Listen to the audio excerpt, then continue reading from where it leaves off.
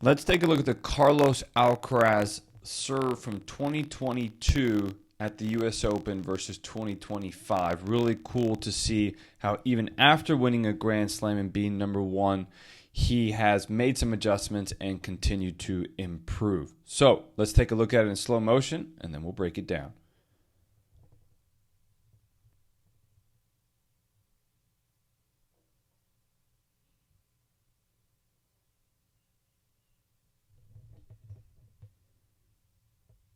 All right, now let's pair it back. Lots of differences, lots of changes. Hopefully you were able to spot it. Okay.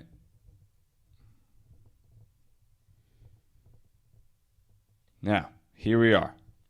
Starting from the position where he is on the bottom in 2022 versus the top 2025. 2022, you see that he's leaning forward a lot. 2025 has much better posture and balance as he gets ready to drop his racket and get moving. Now, we'll see another adjustment right here as he's bringing his racket down. So you see right away he gets into a wrist drop in 2025 at the top. That wrist is lagging. He's trying to loosen it up to be able to get a little bit more action. In 2022, he's a little stiffer with it. And, a lot of times that can just mean you're muscling it a little bit more. Now, we'll continue on. We're going to see a huge difference right here, just as he starts to toss that ball. Watch what he's going to do in 2022 versus 2025.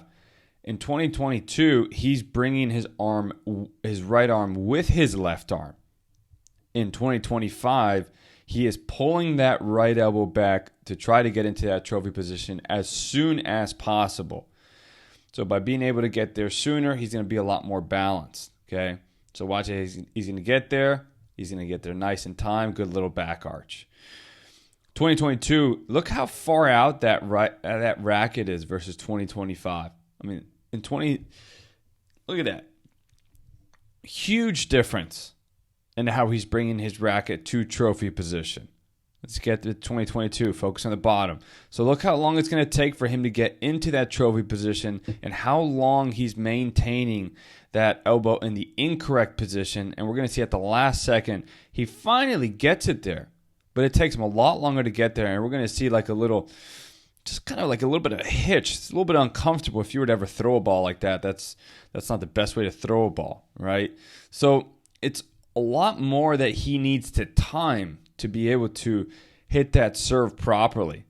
Look how much time that elbow spends very close to being in the proper position. It's a lot smoother. He's able to maintain a more consistent, a more repeatable serve, more balanced serve as well. So huge difference in 2022 versus 2025. I'll go back and show it this one more time just so you can really just see the differences now that we've talked about it.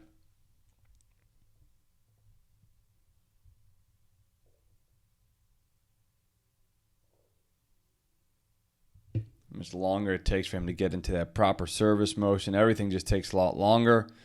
It's just harder to time that correctly over and over. Even though at the end, he does get into the correct trophy position. It's just a lot that needs to happen to get there. You're a little bit nervous, big moment. It's harder to time.